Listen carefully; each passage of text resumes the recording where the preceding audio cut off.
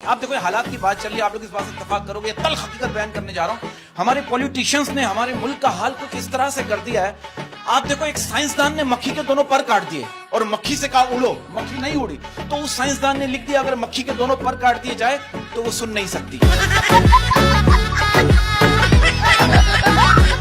जीने की वजह कोई नहीं पूछता, कहते हैं जीने की वजह कोई नहीं पूछता, लेकिन मरने के बाद सभी पूछते हैं हाय हाय कैसे मर गया।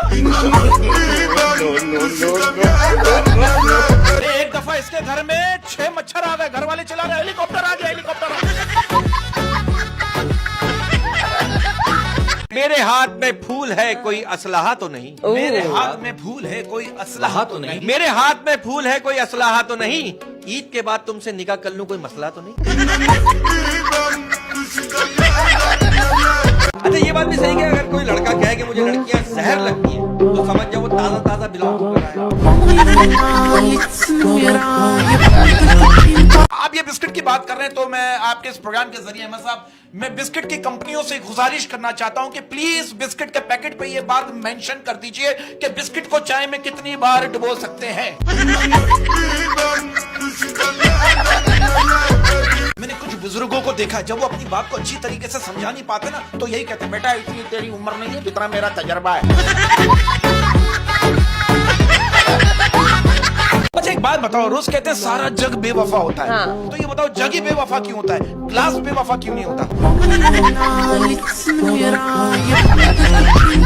हमारे मुल्क में जो कुछ होता है वो दुनिया में कहीं नहीं होता। आप ये देखो दुनिया चांद पर पहुंच गई है और हमारे मुल्क में घर से निकला हुआ बंदा वापस घर पहुंच जाए तो बड़ी बात है।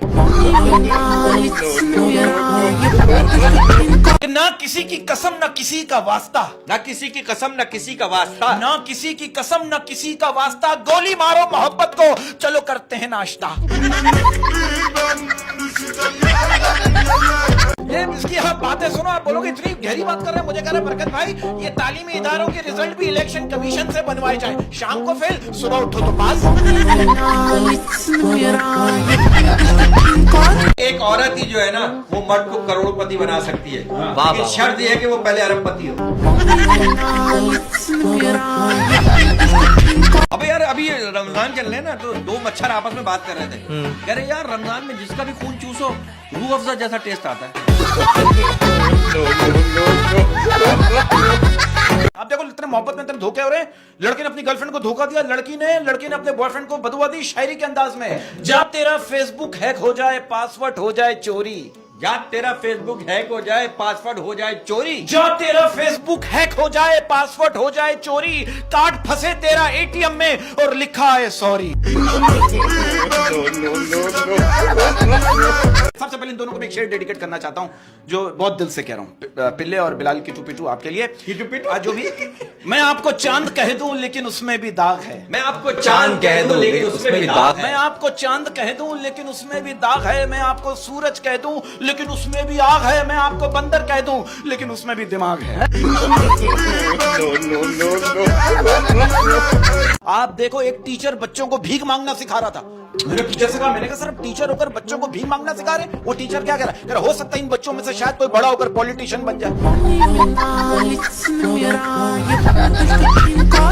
ये मियाँ बीवी से मुझे याद आया, मियाँ बीवी गए डॉक्टर के पास ना, बट डॉक्टर ने क्या करा, थर्मामीटर निकाल के ना उसके मियाँ के सामने उसके मुंह में रख दिया और उसको बोला अब आपने चुप रहना है। उसकी बीवी चुप, थर्मामीटर निकाला तो उसका मियाँ पूछ रहा है यार एक बात बताओ ये मशीन कितने की आती है? आप लोग इस बात से इत्तेफाक करोगे, आज के दौर में जब कोई लड़की अपने किसी दोस्त को फोन करके कहती है ना सुनो मुझे 20,000 रुपए की जरूरत है, लड़का कहता अपना अकाउंट नंबर भेजो अभी ट्रांसफर करता हूँ। और हम जब अपने किसी दोस्त को फोन करके कहते हैं यार 20,000 रुपए की जरूरत है, वो कहता फोन रख मैं ये तुम्हें आया हुआ हूँ। बाहर के मुल्कों में जब आप सो के उठते हैं आवाज आती है have a nice day, good morning, have a lovely day, और हमारे मुल्क में जब सो के उठते हैं तो आवाज क्या आती है, जूसर ग्राइंडर ठीक करा ले, कूलर की टोटी लगवा ले। अब आप देखो लड़की अम्मी से कह रही अम्मी मैं डिप्रेशन में जा रही हूँ, अम्मी कह रही ठीक है बेटा शाम को 7 बजे से पहले घर आ जाना। इसका घर इतना छोटा जब ये नहा के निकल कर यूं करता है ना दीवार से टकरा जाता है। पाकिस्तान के जो हालात हो रहे हैं, मैं तो कह रहा हूँ अगर कायदे आजम मोहम्मद अली जिन्ना इस वक्त जिंदा होते ना, हाँ। वो भी डंकी लगाकर इटली निकल जाते।